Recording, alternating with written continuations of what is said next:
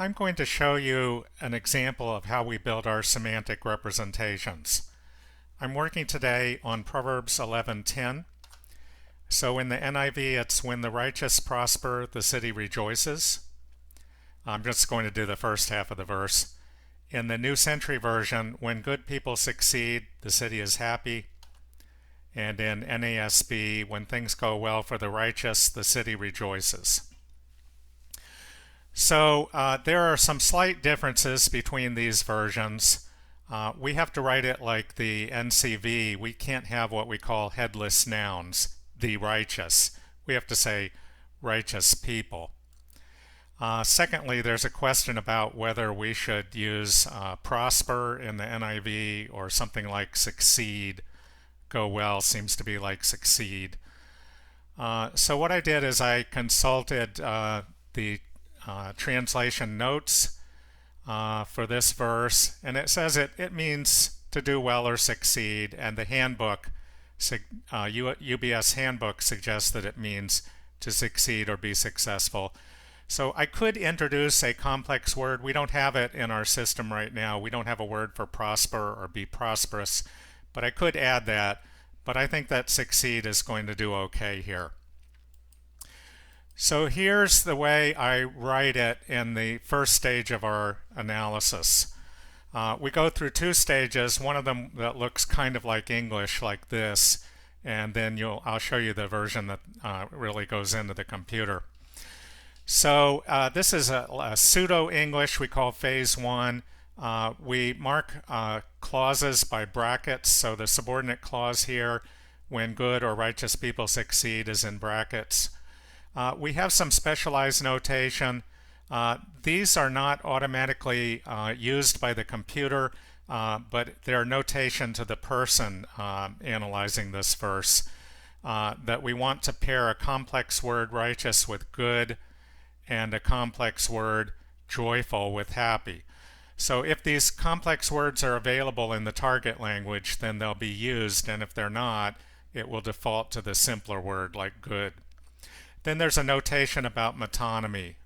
Now what this means is that the literal version says the city rejoices, but with this notation we can change it into the people of the city rejoice.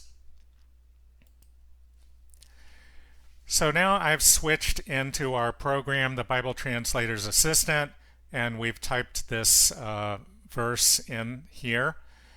And now we let the computer do its analysis, so I click on the Analyze button. Now sometimes the computer can't distinguish between different senses of a word, so we have a question word when, like when did something happen, but we don't want that. We want the time indicator for a subordinate clause. So I'm going to click that and confirm that I want to remove that word. And then the analyzer finishes doing what it's doing.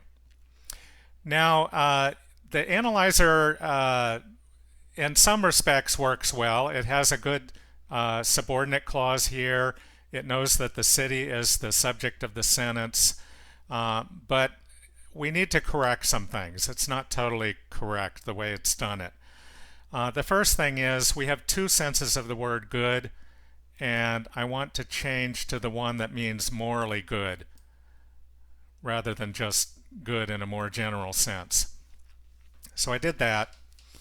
And then we want to do those pairings. We want to allow the possibility of using these complex words, righteous and joyful.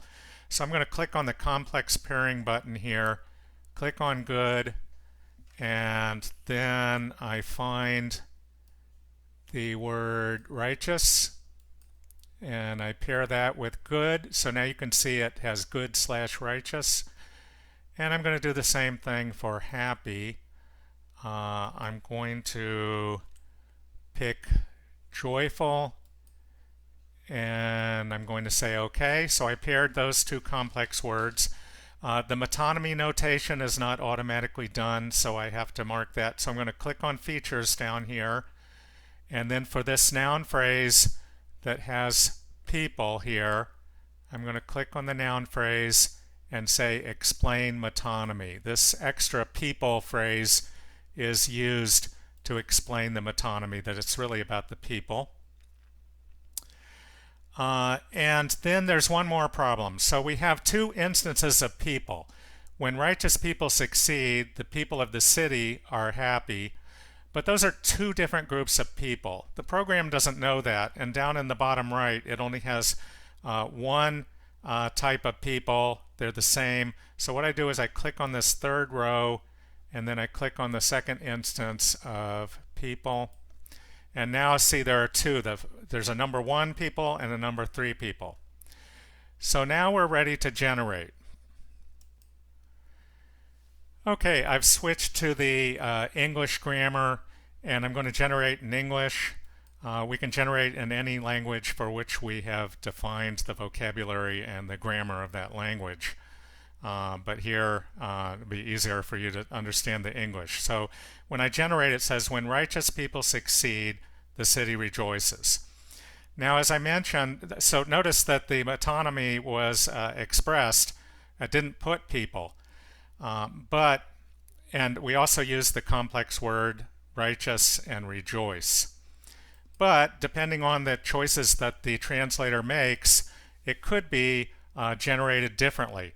If we turn off the complex word for rejoice and for righteous, and if we do not allow the metonymy, then it would be generated this way. When good people succeed, the people of the city are happy.